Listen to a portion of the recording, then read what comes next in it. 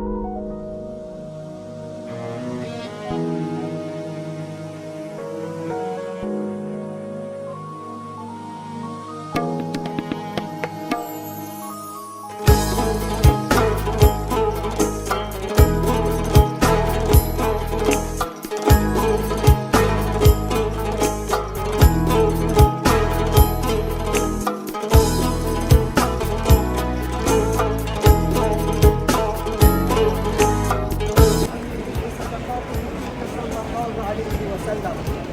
اجعل هذا في حياة النبي صلى الله عليه وسلم إلى أرواحنا، إلى مقام أرواحنا، وإلى أرواح آبائنا وأمهاتنا وأقربائنا وتعلقاتنا، خاصة إلى هداية أمة محمد، خاصة إلى هداية السلام عليكم.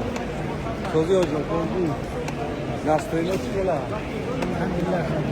منصور. الحمد لله. الحمد لله. الحمد لله. أنا منصور. أيوه. منصور. أيوه.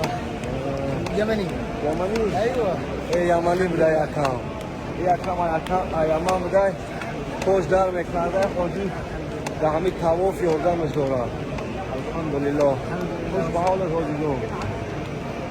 سلامت باشه برادر.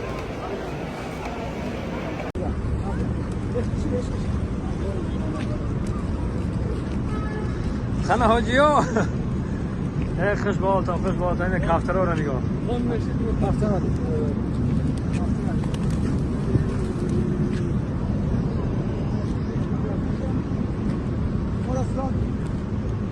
Yok,